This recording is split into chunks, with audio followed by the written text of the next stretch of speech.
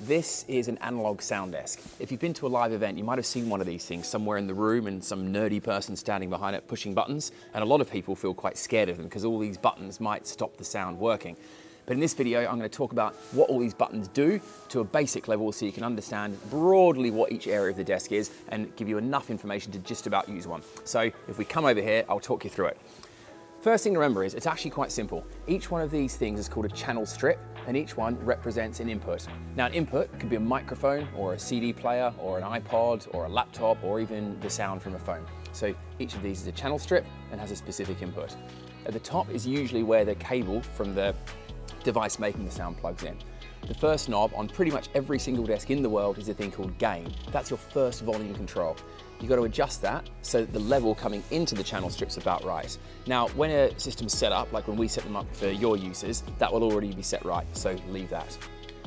Down here, the next top section, which in this desk has 4 separate knobs, is what's known as the equalizer. What that does is gets different frequencies and makes them louder or quieter. So for example, the one that says low is the low frequencies, and you can make them less loud or more loud. Or the top one is a high frequencies, that's its high-end frequencies, and you can make them louder or quieter. Now, most of the time, they'll be set up for you already, but if you did need to tweak them, you can play with them. It's okay to move them, and if in doubt, just put them back to the center position where they'll do what they should have done if you did nothing in the first place. These ones a bit further down are called auxiliary buses. They're essentially a separate mixer inside the first mixer. Let's call them more advanced. Leave them, and if in doubt, turn them right down to the sort of off position. The next one down on this one is, it says effect, and that's another auxiliary bus. That's advanced, so don't use that one, turn that one down too. The next one here is called pan, and this is usually the knob directly above the fader. And what that does is sends the sound to the left speaker or the right speaker. That's nearly always in the center position for most applications. Moving down from there, we then have the on button, pretty obvious. When it's lit up, it is on. When it's not lit up, it's off. If that's not lit up, it will not make sound. So make sure that is on, lit up. The next one, PFL, that stands for pre-fade level, and that sends the sound into your headphones. Let's call that an advanced feature. You don't need to use that for normal conference applications. Down from there, you've then got 2 more buttons, which is for a thing called a group. That's another way of sending sound to different parts of the desk. Don't worry about that, turn them off. The next one down from that is the ST button, that's stereo. Now this is really important because that sends this signal out of the desk. That has to be switched on.